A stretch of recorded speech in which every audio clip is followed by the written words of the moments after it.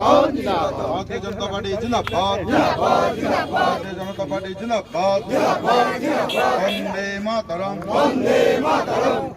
আজকে যারা নতুন এসেছে ওনাদেরকে আমাদের পরিবারে স্বাগত এবং আমাদের আজকে যারা জয়েনিং করলেন ওনাদের উদ্দেশ্যে আমি জয়েনিং করলাম। আমরা চারিদিকে যেটা হচ্ছে দেখতে পাচ্ছি, কিন্তু নারী তো কোনো জায়গাতেই সুরক্ষিত নয়।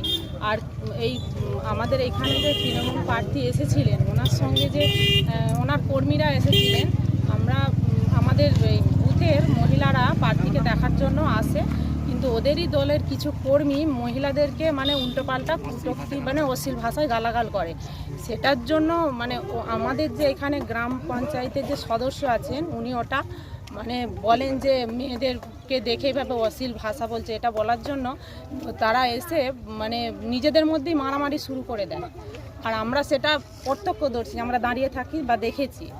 আমরা এবার নারীরা যেখানে সুরক্ষিত নয়, একটা তাদের দলেরই যে সদস্য, পঞ্চায়েত সদস্য, তিনি যেহেতু সুরক্ষিত নয়, তাহলে আমরা কি করে সুরক্ষিত হব?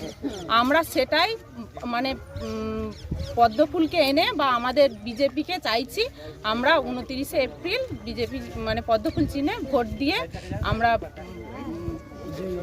জয়ী করতে চাই। আর আমরা সবাই 100 পরিবার আছে, তারা সকলেই সাপোর্ট করেছে। আমরা দাদাদেরকে যোগাযোগ করেছিলাম বা আমি আগে থেকেও যুক্ত ছিলাম পার্টির মধ্যে।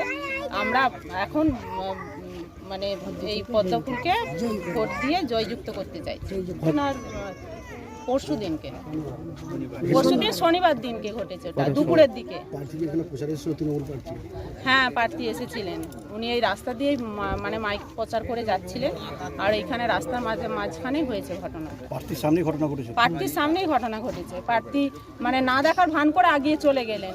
সেখানে যেহেতু তাদের দলের মধ্যে, দল বলবো কেন, তাদের যে একজন পঞ্চায়েত সদস্য উনি যখন সুরক্ষিত নয়, তাহলে আমরা কি করে সুরক্ষিত, কার আন্ডারে থেকে সুরক্ষিত হবো? আমার গ্রামের মহিলারা সুরক্ষিত কিভাবে হবে? মারধরের ঘটনা কি ঘটেছিল? হ্যাঁ, মারধর ঘটেছিল।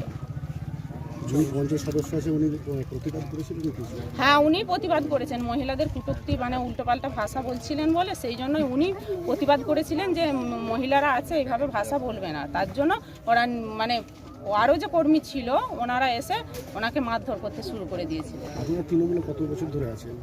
তৃণমূল আমাদের এই বুথে তৃণমূল মানে একটা বছর জিতেছে। তৃণমূলে আছে এটা বলা চলে না, মানে ভোটে সাপোর্ট করেছে, শুধু একটা বছর এই বুথটা জিতেছে, বাকি আগে কোনোদিন জিততে পারেনি। হ্যাঁ, আমরা একবার ভুল করেছি ভোট দিয়ে, দ্বিতীয়বার আর ভুল করছি না। ওটা ওরা চুরি করে জিতেছিল। আমরা চাইছি না যে ওরা আবার দ্বিতীয়বার আসুক, আমরা এটা উল্টে দিতে চাইছি। আমরা পদ্মফুল চাই। রিম্পা পণ্ডিত হাজরা। এবার বালি পঞ্চায়েতের কৃষ্ণবল্লভপুর গ্রাম 261 নম্বর বুথ। সেই বুথে তৃণমূল কংগ্রেসের ভোটার ছিল এরকম 100টি পরিবার। তারা আজকে গোঘাট বিধানসভার সম্মানীয় প্রার্থী ভাই প্রশান্ত দিগারের উপস্থিতিতে এবং আমাদের এখানকার নেতৃত্ব শ্রী অলোক দলুই এবং এখানকার বুথ সভাপতি শক্তিকেন্দ্র প্রমুখ, বাকি যারা নেতৃত্বগণ আছেন সবার উপস্থিতিতে এই 100টি পরিবার বিজেপিতে যোগদান করলো। আগামী 29 এপ্রিল এই 100টি পরিবার ভারতীয় জনতা পার্টির বিজেপি মনোনীত প্রার্থী গোঘাট বিধানসভা কেন্দ্রে প্রশান্ত দিগারকে পদ্মফুল চিহ্নে ভোট দেবেন এবং এই এলাকাকে আরও শক্তিশালী করতে আমাদের সহযোগিতা করবেন। যারা জয়েনিং করেছে তারা কোন দলের ছিল? তৃণমূলের ভোটার ছিল, কর্মী নয়। কর্মী একজন আছে, কিন্তু ভোটার ছিল ম্যাক্সিমাম। তারা তৃণমূল কংগ্রেসের এই অত্যাচার, দুর্নীতি, নারীর উপর নারী নির্যাতন, এই লক্ষ্মীর ভাণ্ডার নিয়ে বড় বড়াই করে, আর নারী নির্যাতন একদম দৃষ্টান্তকারী উদাহরণ অনেক আছে, এখানেও হয়েছে। তাই তারা দীর্ঘদিন তৃণমূল কংগ্রেসের ভোটার ছিল, এই নির্বাচনে তারা বিজেপির ভোটার হিসেবে। দেখুন, গোঘাট বিধানসভার বালি অঞ্চল, এটা কৃষ্ণবল্লভপুর গ্রাম 261 নম্বর বুথ। এই বুথের এই কর্মীরা দীর্ঘদিন ধরে তৃণমূল কংগ্রেসের সঙ্গে যুক্ত ছিলেন, কিন্তু যেটা শুনলাম তৃণমূল কংগ্রেসের কর্মীরা, কার্যকর্তারা এসে ওনাদেরকে নিয়ে বাজে কটূক্তি মন্তব্য, এবং ওনারা কোথাও না কোথাও সেটা ভেবেছেন যে আমরা আজকে কর্মী, আমরা যদি সুরক্ষিত না থাকি সাধারণ মানুষ তাদের সুরক্ষা কোথায়? এবং আগামী দিনের যে জেনারেশন আছে তাদের ভবিষ্যৎটা কী হবে সেই কথা ভেবে মহিলাদের নিরাপত্তার স্বার্থের কথা চিন্তা করে ওনারা আজকে উপলব্ধি করেছেন যে বিজেপি একমাত্র পারে এই পটভূমি পরিবর্তন করতে। তাই সামনে যে বিজেপি সরকারে আসবে এটা ওনারাও উপলব্ধি করেছেন, সেই জায়গা থেকে চিন্তা ভাবনা করেছেন, আমার সাথে যোগাযোগ করেছেন, বিমানদার সাথেও কথা বলেছিলেন।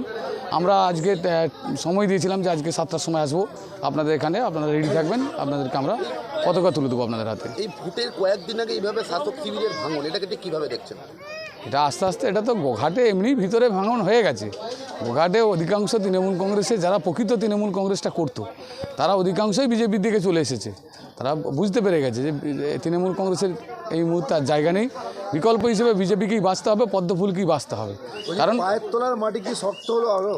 একবারে 100%। এমনি তো আমি বলেইছিলাম যে গোঘাট 50,000 থেকে 1 লাখের দিকে যাচ্ছে গোঘাটের মার্জিন। 1 লাখ ভোটে গোঘাট থেকে আমি জিতবো, এটুকু আমার দৃঢ় বিশ্বাস আছে। গোঘাটের মানুষের যে ভালোবাসা, গোঘাটের মানুষের যে আশীর্বাদ, গোঘাটের মানুষের যে আমাকে যেভাবে রাস্তায় নেমে উৎসাহিত করছে, এখান থেকেই পরিষ্কার যে বিজেপি প্রার্থী হিসেবে আমি গোঘাট থেকে 1 লাখের মার্জিনে জিতবো। শীততাপ নিয়ন্ত্রিত অত্যাধুনিক রেস্টুরেন্ট ময়ূখ রেস্টুরেন্ট। এখানে পাবেন চাইনিজ, পোলাও, বিরিয়ানি, তন্দুরি সহ সমস্ত রকম খাবার। এছাড়াও কাস্টমারদের সুবিধার্থে হোম ডেলিভারির বিশেষ ব্যবস্থা রয়েছে। পাশাপাশি যে কোনো অনুষ্ঠানের জন্য ভাড়া দেওয়া হয়। আমাদের ঠিকানা খানাকুল হেলান সংলগ্ন তিলক চক। Phone number 8617492616, 9732162360। সেরা খাবারের স্বাদ পেতে আজই আসুন ময়ূখ রেস্টুরেন্টে।